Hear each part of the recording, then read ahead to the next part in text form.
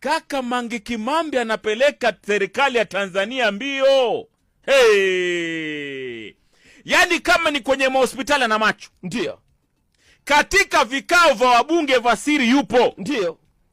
Bwana, vitu vinavyofanyika Ikulu yupo. Unasema mpaka cabinet meetings yanayodiskasiwa kwenye anayajua, anayatambua na kuyafahamu na kuyajua. Bro, tenda zilizokanseliwa zikapewa watoto fulani yuazijua. Wacha. Anaziangaza zote. Wacha. Yani serikali ikinua mkono yupo. Ndiyo. Ikinua mguu yupo. Ikicheka yupo. Ikilia yupo. Yani Mange Kimambi single-handedly anapeleka serikali ya Tanzania mbio. Na hayuko ndani ya Tanzania. Sasa ukanimagine akiwa Tanzania itakuwaje? Bro, waambiwa sasa hivi. Ndiyo. Serikali ya Tanzania imesponsor bots. Za nini? Za kwenda katika peji ya Mange Kimambi. Mwanangu. Si unajua mtu akikunulia wale bots wale. Ndiyo. Wanakuja wanajifanya kama ni watu ambao wamelike peji yako. Ndiyo. Kumbe ni tarakilishi. So when hizi social media owners wakiona vile, wanaona kwamba unafanya makosa, Ndiyo. wanashusha algorithm yako, alafu unafichwa machoni mwa watu ili uonekani peji yako isionekane. Ndiyo. Alafu mwisho wa siku wanaweza hata kuiban na kuisuspend.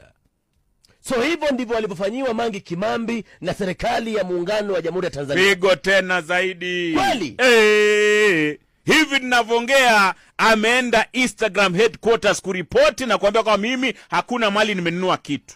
I don't know. Because unasemaje mwanangu, unakuwa followed na mtu ambaye hana follow moja, hana hata like moja. Ni mtu tu anaitwa Mwazikombe Mwangi.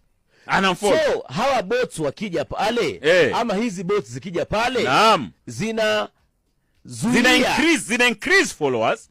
Utapata kwamba umetoka katika followers milioni 1, unaingia followers milioni 2. Okay. Lakini sio watu, ni tarakilishi. So hapo ni Instagram. Manake X ilikuwa band kule. Naam.